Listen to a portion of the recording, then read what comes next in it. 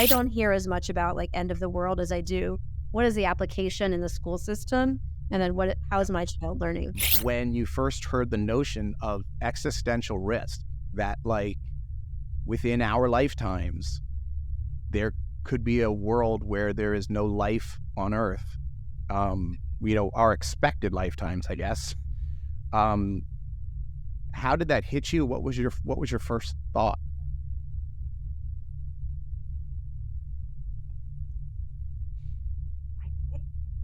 Think I believed. I mean, I sound so crazy. I feel like I sound a little crazy to say, like, I needed to do my research. Like, I needed to know who was saying this. Were those people credible?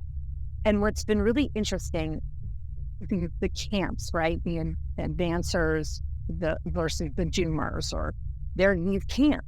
And each camp has their expert that went to this Ivy League institution and worked at this, this big tech firm, or used to work at the big tech firm. Like both sides of the camp have their, qualified experts. Like human extinction, society has been trying to like eliminate me my entire life.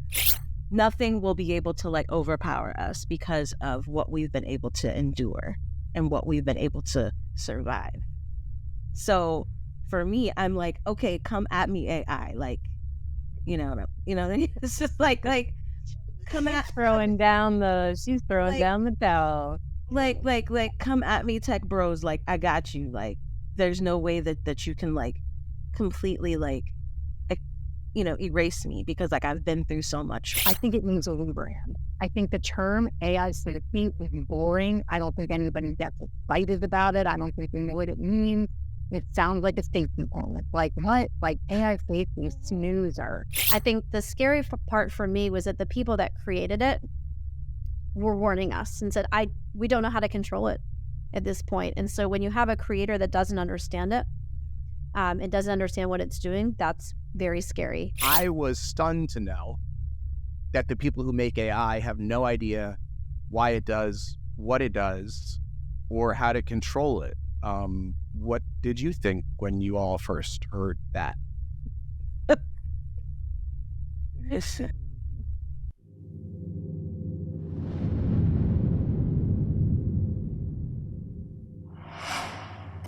Welcome to For Humanity, an AI Safety Podcast, Episode 7, Moms Talk AI Extinction Risk.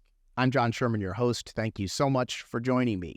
This is the AI Safety Podcast for the general public, no tech background required.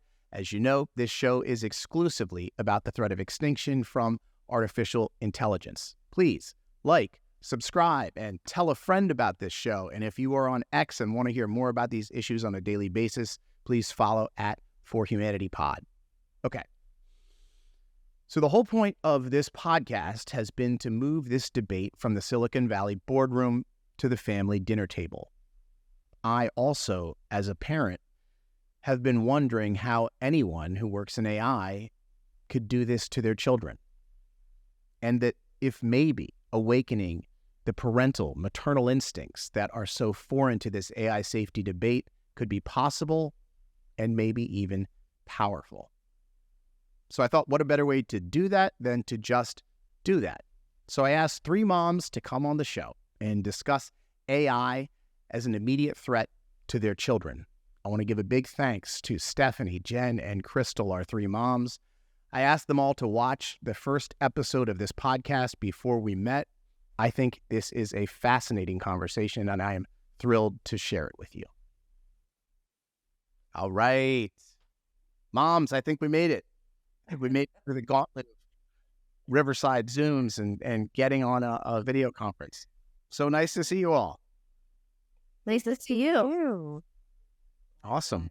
So let's just take it from the top here a little bit, I guess. So it's an interesting thing in your life when you start to talk about these AI safety issues. They resonate with certain people and not with other people. And Stephanie has been a friend of mine for many years, and just, it was an issue that sort of resonated with her, and we got to talking about it. And one of the things we're talking about is like, where is the parental attitude in this? Where's the maternal, attitude in this. And so I've been trying to sort of take this debate as much as I can from tech people to regular people.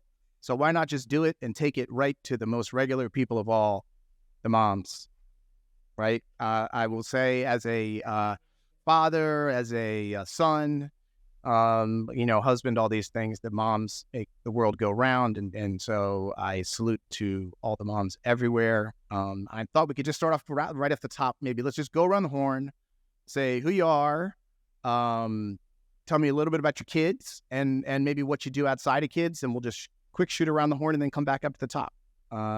Stephanie, why don't you start us off? Sure. So I'm Stephanie Rano. I am a mom of 3 kiddos.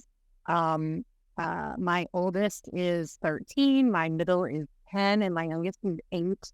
So kind of early, but definitely that 13-year-old has opinions.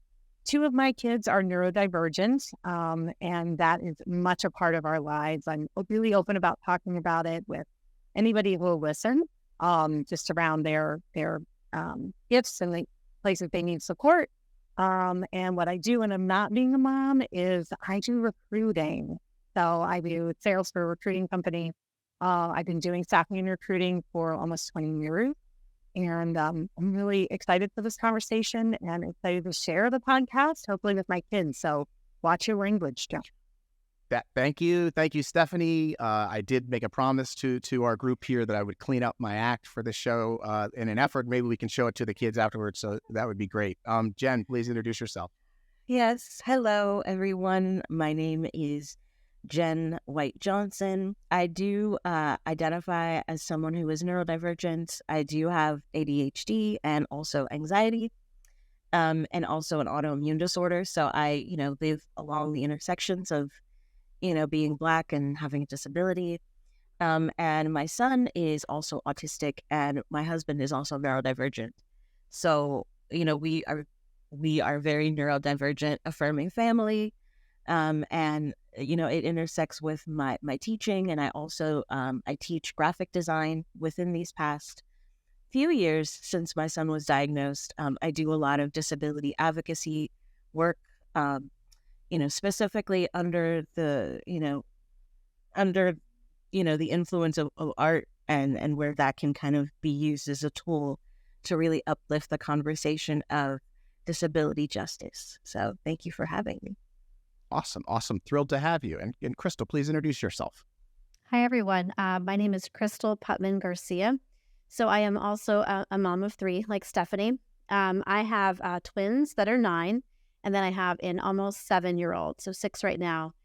So they're a little bit on the younger side, but I do have a neurodivergent son who is obsessed with technology. He could hack into our Amazon accounts when he was 5. I think it's one of his gifts. And so, definitely try to balance, when is it okay to give your kids technology, because we live in a world with technology. And so we want kids that are comfortable with it. But where do you draw the line? And I'm not just a mom. I also, I work for a tech company. So I work for a policy and global intelligence company, and have for several years. And I also, in the past, have worked to make sure that there's an intersection between consumers and internet privacy. And so this is an area that's particularly of interest to me. One of the reasons why I thought this group would be really great to get together is you all put so much work into everything you're doing. You are badasses, professionally, and you're also incredibly devoted to your kids, as am I. I'll just introduce myself as well for a second. I'm John. I do video production. I do a podcast that you may be watching. And I have 2 kids, boy-girl twins, who are 18 years old. I can't believe it. They are seniors in high school and getting ready to leave us. And it's a whole lot to take, but I certainly, as we think about these AI existential issues, my kids are always at the top of my mind. So why don't we go around the horn one more time, and let's talk about our experience thus far with AI. We're going to talk a lot about existential risk and in the podcast, but before you became aware of this existential risk conversation, what were your impressions and just sort of briefly, what were your dealings with it? I know Jen and I don't know, Stephanie, either you all have been doing some really interesting things with neurodivergence in kids and AI, which, has some promise in that space. So Jen, you want to start off and just talk maybe a little bit about what you've been doing with AI in this area? Sure. I mean, just as a designer, specifically using, graphic design as like, my trade and my weapon of choice, it's always tech and, the intersection of how we use it, to kind of emote joy has always been like a part of like my world. And, so I really use, AI to, just amplify good. Crystal, in the marketing world, I'm in the marketing world. I mean, you must get hit every day with 65 new things AI will do for you that are fantastic that you need to learn yesterday. Yes, absolutely. And there's this worry that you're not going to need marketers anymore because generative AI is going to get so good. I still believe that humans are better. It still needs oversight, right? There's a lot of pros, but a lot of cons. It's like the smartest stupid thing, right, around. Stephanie, how about you? AI up until we had this conversation. Yeah. So it's funny.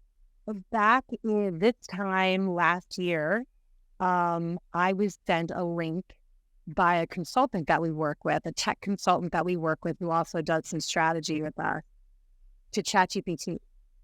And he said, I know you're working on your presentation for your big company retreat. Check this out. What I ended up doing was I used it to create the outline, to create the agenda, to help me come up with activities, like specific work activities.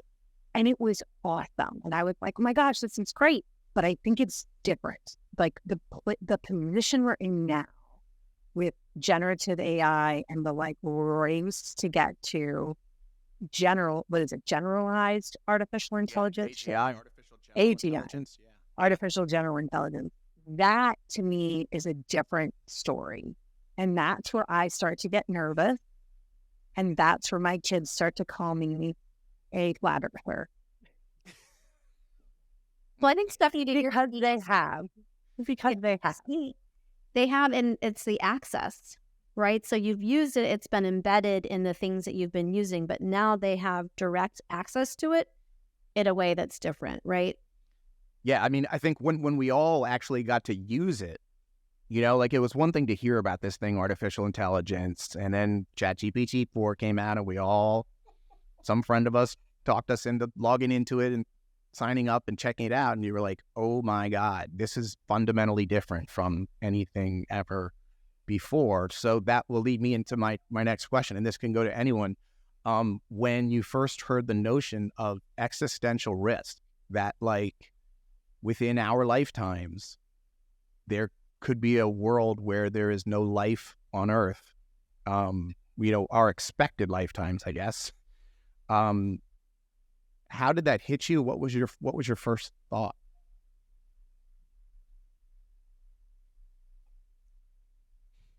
I think I believed. I mean, I sound so crazy. I feel like I sound a little crazy to say, like, I needed to do my research. Like, I needed to know who was saying this.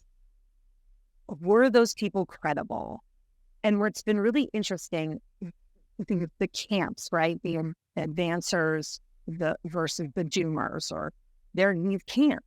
And each camp has their expert that went to this Ivy League institution and worked at this big tech firm, or used to work at the big tech firm. Like both sides of the camp have their, qualified experts.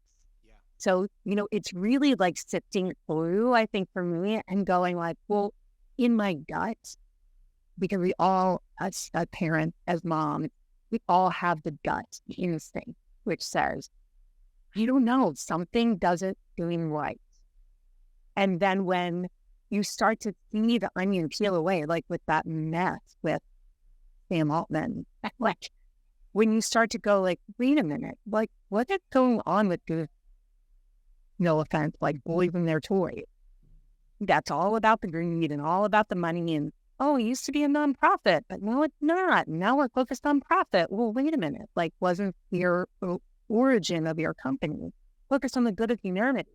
So I guess I'm still a little bit, I'm still like, I will always continue to just kind of try and pull from various sources to make sense. And then frankly, trust my gut to go, I need to take this seriously. I didn't take the pandemic seriously when it first came out. My husband and my boss were like canaries in the coal mine. They were like, this is going to be bad. I'm like, I'm going to the conference. Like, don't go to the conference in March. I was like, I'll be fine. They're like, don't go. And then the conference got canceled. But this is like my canary moment, I think. Yeah. Excellent. Crystal, Jen, what do you think? Human extinction. I think extinction is a strong word, and over what period of time. So I think, I think that's the hard part about, well, there's two different things. There's the scary part is, I think going back to what Stephanie said, who is saying this and based on what information?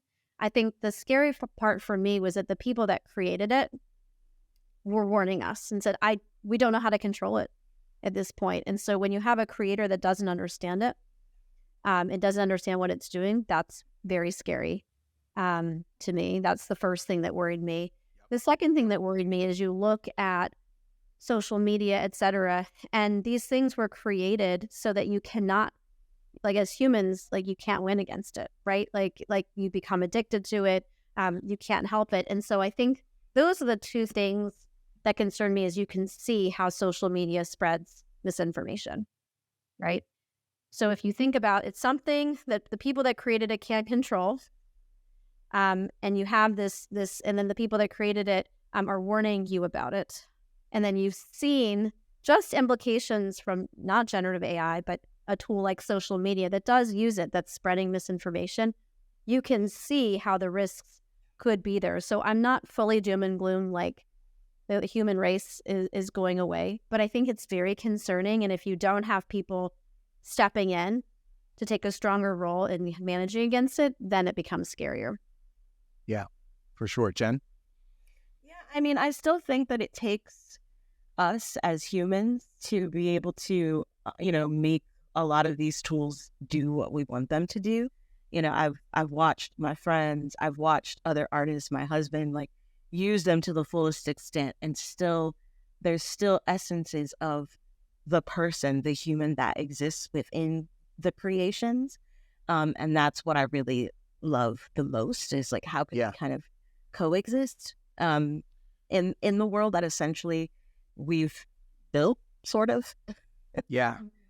I like it. Even in this group of four, we have, I think, four unique takes on, almost the same set of information, right? Which is, and so just Stephanie, to your point, first of all, are we flat earthers? Are we, like Y2K people wrapping our houses in duct tape?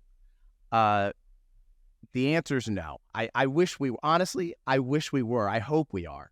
How about this? I hope we are. I hope that this podcast is literally a duct tape wrap around my house, and I'll wake up on the, January 1st morning, and I'll be like, oh, AGI happened and we're all fine and everything's fine. That is not my read of the academics in the field. And I saw something on Twitter that I'm going to send you the other day. It's a list of 125 professors in like a string of like heads of departments who are basically, saying this same thing, that they have grave concern for, existential risk for all life on Earth if we continue to proceed with developing artificial intelligence systems that are not aligned with human goals and values, and that we don't know how they work. So let's go to those two things, alignment and interpretability. I was stunned to know that the people who make AI have no idea why it does what it does or how to control it. What did you think when you all first heard that?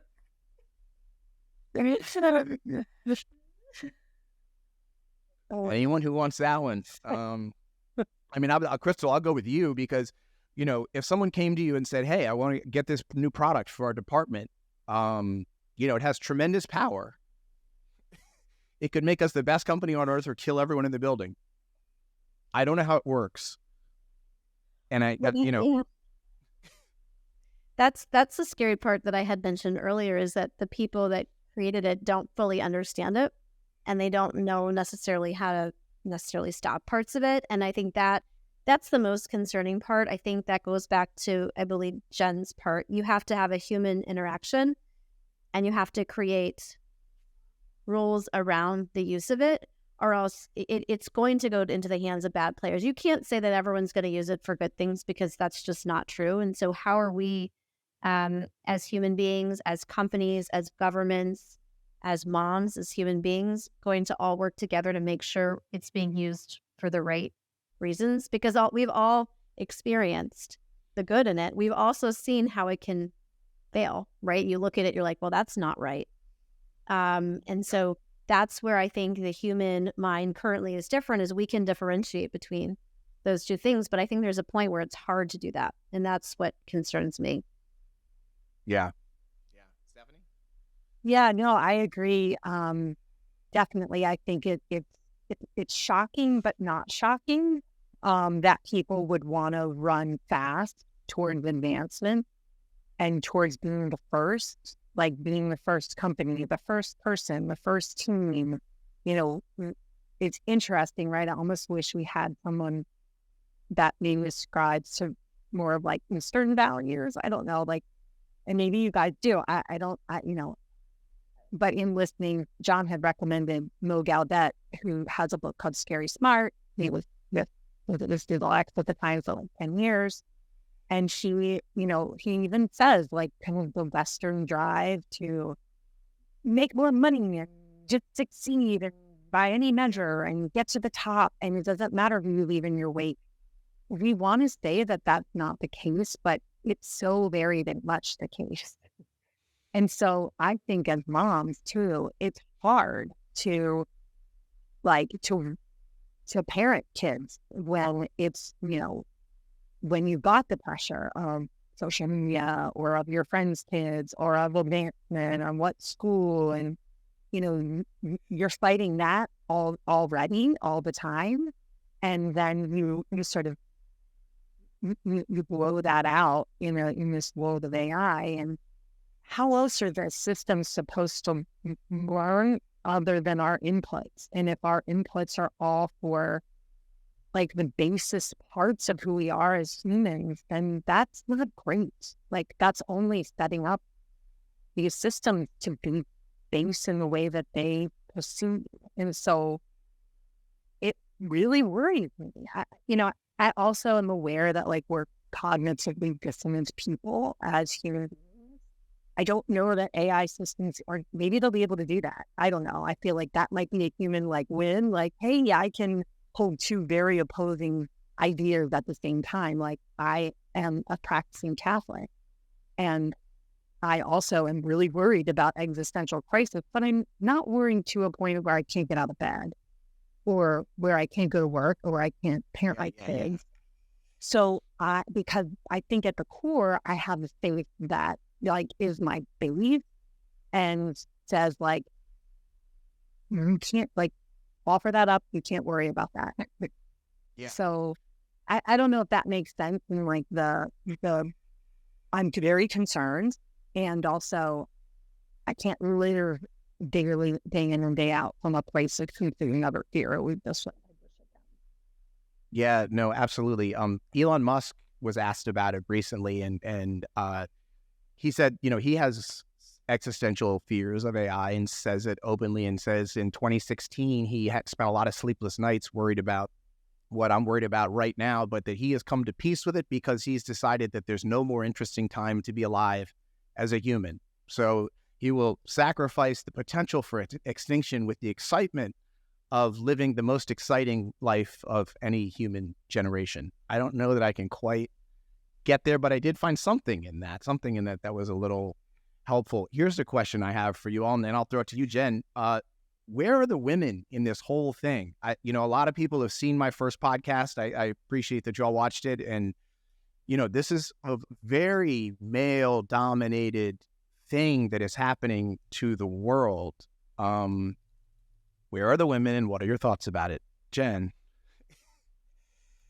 Well, I mean, there's a ton of women that are really advocating specifically from, the Black and brown perspective when it comes to ethical and responsible AI. Ovetta Sampson is a really amazing voice.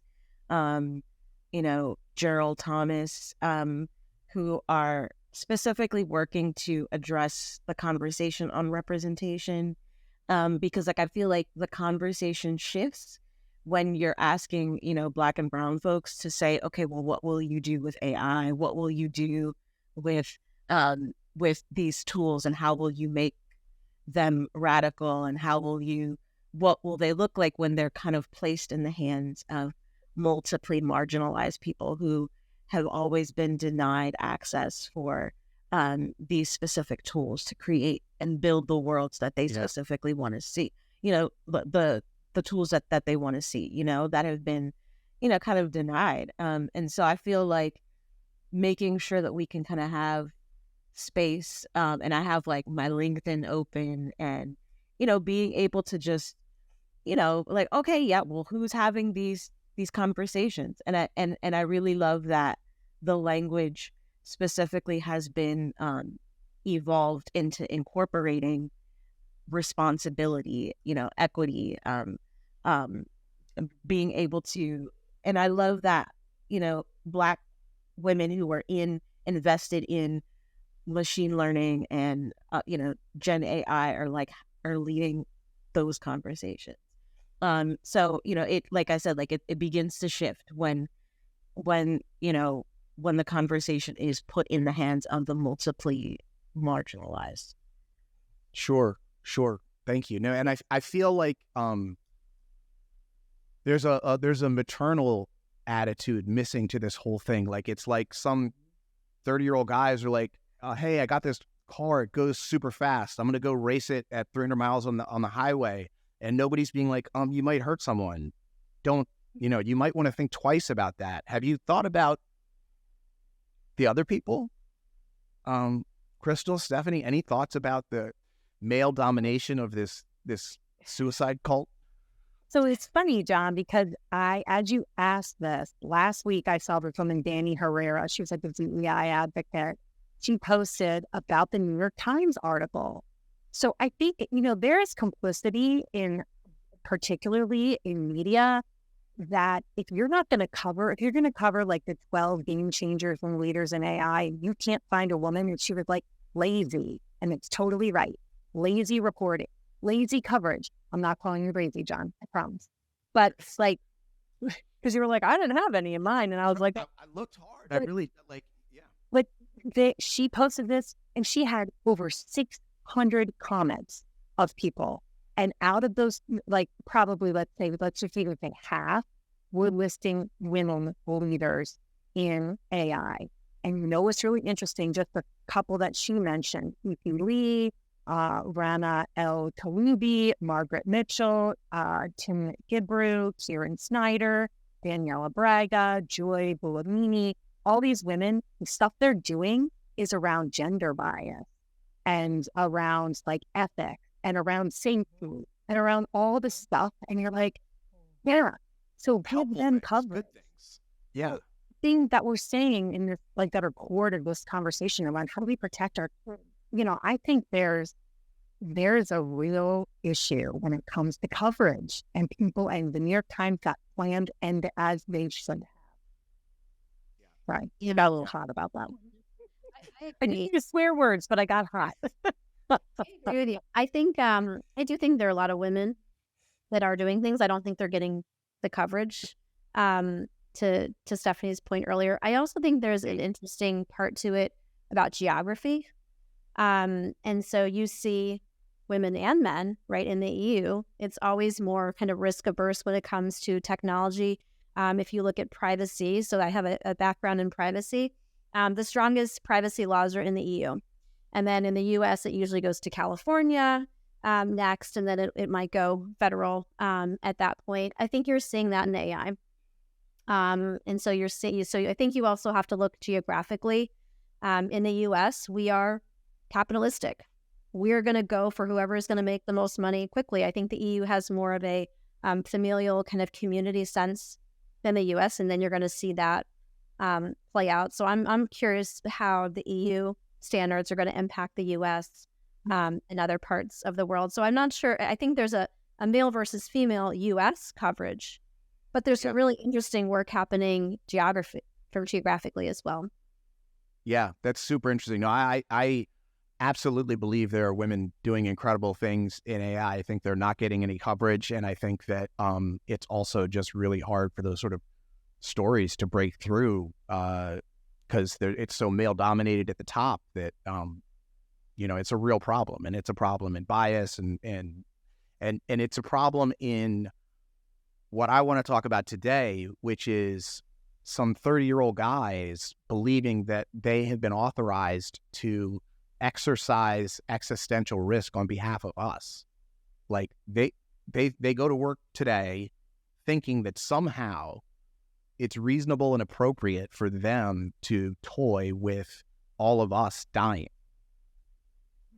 And I just can't get over how that's possible for people to get up then and say, I'm going to come back tomorrow for another day of this. Crystal, I want to get at one thing you talked about a little bit earlier, because I feel like even in this group of four, we may have, some differences of opinion. I feel like, Stephanie, I feel like you can picture human extinction a little bit. Like we've had some conversations, and I feel like it's a what, like think about your street, like your literal street. What does your street look like the morning after all life on Earth is eliminated? It is laughable. Like it's so uncomfortable that it's really hard to contemplate. I did not think it possible in my life that I would be contemplating these things, and yet I find that I'm doing it on a daily basis. So Crystal, I feel like, and Jen, I don't know where you are on it, but I feel like Crystal. Well, I'm a Black woman in America, so like I feel like I'm at risk every single day, like walking in the street. I mean, that's why like I have like when if we really want to get deep with it, like human extinction, like society has been trying to like eliminate me my entire life, so it's just, to me it doesn't take technology to do that. It doesn't take technology to do that. It just takes being erased and having like my culture become erased and appropriated, and if anything, just eliminated from the conversation, which is why it's so important for us to kind of take up as much space as we can within the AI space, within, ethical conversations on responsibility and what that means within artificial intelligence. Because, at the core, like, as, Black people have been, we are the oracles. I mean, we have been guiding people through the path of, of survival for centuries. Like, Harriet Tubman, I mean, she was literally using astronomy and her own disability to guide people to make sure that they can actually survive, Yeah, it's really super interesting to think about it like that, Jen, to think about different people perceiving it in different ways based on their own personal experience. Yeah. Really. So glad that you joined, that we have these perspectives, that we are not, you know what I mean? Like me, I'm really glad that you brought that up, because I think when you wake up in fear and you fear for your son, that's something that is in your bones, and it's probably been in your family and in your bones forever. And it's a privilege that we don't have that, and now we're thinking about it. And I also, my next brain, I only have one brain, who knows? Maybe I have some other weird brain sitting someplace else, but I don't even know. Monday. But my next thought though was like, and let's not teach these systems that way. Like maybe we have the chance to make these, if we generalize AI, maybe there's a chance that it can actually be better than us as humans in that way. Like we have the chance right now to teach it. Yeah. So like we teach our kids, like Morgal Dev said, right? Like if they're in their infancy or their toddler phase right now, which they are, then like, hell, we need like all of the good people, which is a lot more than the bad people in this world. All the billions of really good people who come from all kinds, like how do we get people that don't even have internet access to be able to participate in chats with, in a generative AI so that it has that perspective? It's got to have those inputs. It can't have the inputs of 3,000 dudes and a couple of ladies. San Francisco. Yeah. In San Francisco, to your point about geography, it needs like the input. There's people in my neighborhood, friends of my kids' friends, they're starting to be like, oh, you want to talk AI, talk stuff. Nice. But one of the moms, it's a lot of moms, and she said, well, is she using it? And I do. I use it to draft content for like invite for a party. Like that sounds silly, but I was sitting at a basketball practice for my son, and I'm like, oh, he's trying to do this one thing. We did this 2 seconds, right? So I could actually be mostly present during the basketball practice. And I gave it a quick prompt, and then I revised it twice again with 3 things, and I was very great. I feel better now because I got it. But I use it. And for some people, it's like, well, you shouldn't use it if you're worried about the existential crisis of it.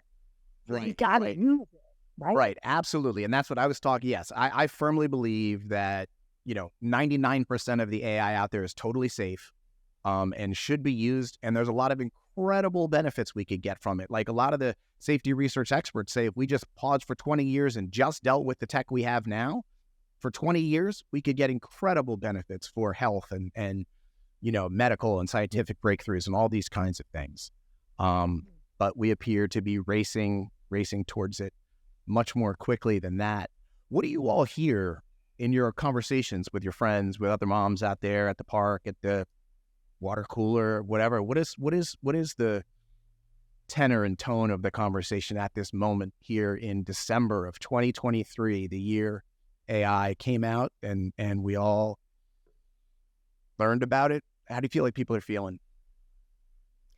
I feel like when it comes up in my group of friends, it's less around human extinction. It's more like how the kids are going to use it. So like, are my kids going to properly learn how to write an essay, or are they just going to feed the data into ChatGPT? And so where I hear it more, it's less around are humans going to go extinct. It's more around how is my child going to be learning how to use it or to not use it? How am I going to make sure that my child has the right skills so that when they do go into the workforce, they're able to kind of to do the job? You're seeing schools now have kids take tests with a pen and paper again.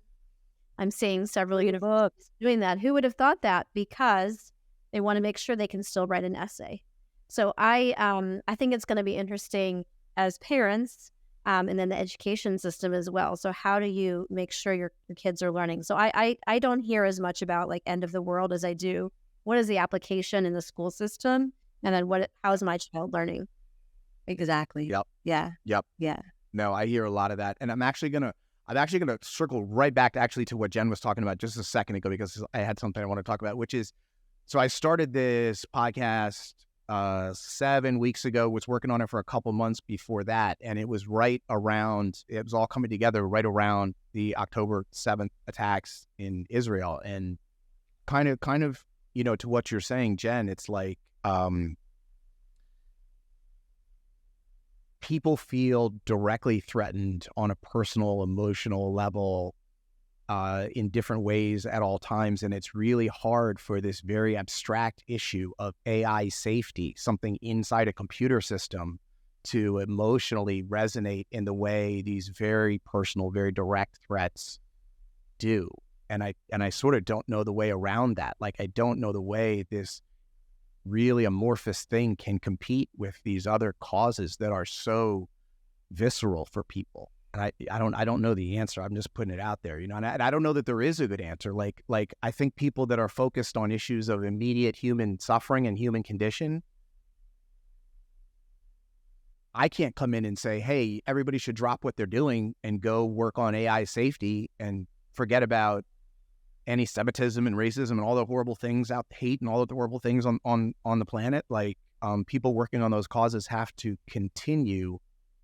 But it's like we as a society have some sort of like limit for cause stuff. And I feel like we're tapped out, and AI is not going to get, the attention that things that affect people more directly and personally immediately do. Well, then I also think you have to look at the inputs, right, going into AI as well. So you have deeply personal things to people, but people have very different views on things. And you have all those disparate inputs going into generative AI. And so then what comes out of that, I think, is an interesting question. I think AI safety, and I'll just say it, I think it needs a rebrand. I think the term AI safety is boring. I don't think anybody gets excited about it. I don't think they know what it means. It sounds like a safety poll. Like, what? Like, AI safety, snoozer. Let me ask this. Show of hands, and I think I'm going to know the show of hands. I think it's me and Stephanie and Crystal and Jen on two sides. Could you actually imagine the end of all living things on Earth? Because of AI or in general? Yes, because of AI. Because of AI. No, I can't. I mean, can't. No, I mean, just because like I know how to use it. Like I know how to use it for like I just know how to be radical with it. And I know the concern is when it starts using itself, right? When it starts recursively improving itself, setting its own goals, becoming its own agent. It goes off on its own and it's no longer checking with us. That to me is very conceivable, if not likely. But how is it going to do it though? And this is when we need to get very specific about the tools. Like, okay, so what tools are we specifically talking about? Like, what AI? Like Midjourney, for instance. Like Midjourney cannot create prompts totally on fine. Its own. Not a problem. And anything that's out there that consumers are using is not a problem at all. It's the 1% of the frontier level work that OpenAI, Google, Microsoft, DeepMind, Anthropic are doing that is pushing the frontier boundary of the systems where it starts to recursively improve itself. Nobody knows what happens after that point. Yeah, Crystal. I would say the two things that I think about, I have a hard time thinking humans become extinct. That's like, I have a hard time there. Where I can see is questioning, what does it mean to be human? And Stephanie and I had a conversation around this because at some point, do we make generative AI so smart or kind of robots or whatever that they become citizens, humans, etc. And then you have a kind of a question on, who makes decisions, right? Because if generative AI keeps getting smarter, then you can see over time humans kind of move into a different role within society. So I can see some interesting things happening if you look into the future of AI becoming human, or how we define human is one aspect. But the thing I keep thinking that generative AI can do really well more quickly is cause absolute chaos. Because you have disinformation, lies, and then you lose trust in society. And once you lose trust in society, that's where a lot of bad things happen. That's where war happens. You have groups of people, again, fighting different interpretations. And so the world I see that's more plausible more quickly is just sheer chaos with disinformation because of generative AI. I don't disagree with any of that stuff. But I just want to pick at it a little bit further, right? So with Crystal and Jen, you guys watched the first episode of the podcast, or that there's this 22-word statement that everybody in AI put out that says that artificial intelligence is an extinction risk along the lines of pandemic and nuclear war. right? And so my question is, if they're saying it, if other people, if the literal people who are making it are saying it, why do you think you and the 99% of the public is like, yeah, but like they don't really mean it. Like they said extinction, but they really meant something else. And like I feel like I could be extinct without it. Like who I am as a person, like I could be extinct without it. You know? Like Yeah. I was like my people, my culture, you know, without I mean, you know, literally they were using, you know, colonialism and, you know, racism and, you know, they were using Black and brown bodies as, you know, they were harvesting like enslaved people, you know, in terms of, so I feel like it's going to take more than technology to like make us extinct as a people. I still feel like, you know, Black people, multiply marginalized people, like we will never, like nothing will be able to like overpower us because of what we've been able to endure and what we've been able to survive. So for me, I'm like, okay, come at me, AI. Like, it's just like come at she's throwing down the towel. Like come at me, tech bros. Like I got you. Like there's no way that you can like completely like erase me, because like I've been through so much more than Right. technology can Yeah. That's kind of like where I'm at. Yeah. I think it's generally hard to think about existential problems. Like, and it's really hard then to think about existential problems with your kids, like as it relates to your kids. Because, and I love your shirt, Jen, for Frames in Humans. And it's like, maybe that could be like is it like a combo of raising good humans and just raising, I mean, again, if we haven't read Mo Galbert's book, Scary Smart, she basically told the AI we have now are like toddlers and we should raise them like we raise our kids. So be kind to them. We show them what it means to be a good person. Like, what do we mean when we're saying a good person, right? What do we mean when we're saying a good human? And how all the interactions we've had in real life and digitally living to that place. Do we feel sorry? Do we really mean it? Do we try and do better? Like, if that's what I don't know. Like John, even in that book that talks about, like, as humans, we can agree on what it means to be a good human, and then so if we can agree as humans what it means to be good, how are we going to teach a toddler? Maybe though, if the systems are set and the intelligence is set to be generative, not degenerative, not to regenerate, right? I mean, I get what generative is in other ways, but let's just break it down. Like, if it is supposed to, like, continue to create and not be destructive, then let's have more people do that. Well, I don't know, something you said just landed on, like, you just need more inputs from more people that aren't this one, two tiny step. So in some ways, it's like, don't stop using AI. Like, let's get the generative AI particularly, but let's get more people using it in a good way. I'm a little bit more bullish. Like Jen, I believe that you have 250 people that have signed this, who own a lot of the companies that are working on this.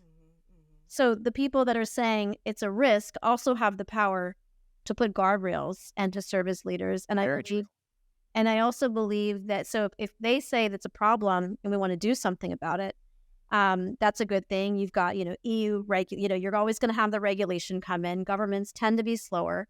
But I do believe you've got people that can stop it. It's in its toddler stage. as women, as moms, it's all of our responsibility to make sure we have diversity of thought in all the products that we're building, in our marketing that we're doing, making sure that we're hiring the right people for the roles. And so we're not powerless if we all are raising good humans and we're being good humans and we're making sure we're getting the right voices at the table. Then I believe that we're not going to stop it, but I think we can use it for generative and not degenerative purposes. You're always going to have the nefarious folks trying to do things. But I do believe that these tech companies know what they're doing and because they're funding. And if they can actually start to say, why don't we get a group together? We can do something. So I'm bullish. I can see where it can go in dangerous places, but I have to believe that humans can be better, smarter, to solve this. Okay. So what do you think? I've watched a ton of AI safety podcasts, but I have never seen one quite like that before. Real quick, I think Stephanie is right that AI safety is the wrong term. It's boring and it's soft. Let's talk about alternative terms to AI safety in the comments. And honestly, I was surprised and maybe even a bit disappointed that all three moms did not fully buy my case, even after having heard it, that human extinction from AI is the most urgent threat we face. I did not fully make the sale. That was a little hard to take, but it's okay. This takes time. Quickly, my own mother, who I love dearly and I think is an incredibly smart woman, watched the first 3 episodes of this podcast and was still telling me she didn't really fully get it. But then after episode 4, she told me it started to make sense. So that's how this is going to go. We, the ambassadors of this message, let us not be discouraged when someone is not immediately convinced of what you're saying. The idea of no life on Earth at all is something that is very difficult to process for all of us, myself included. But if we are to have a chance, if our children are to have a chance, we must go through the process. We must try to save ourselves. Thank you so much for watching. Next week, we're going to start pointing fingers and naming names. I'm ready to blame some people for all this. Our next episode will be called The Top 3 Doomers in AI. And here's a hint, they are not AI safety researchers at all. For Humanity, I'm John Sherman. I'll see you back here next week.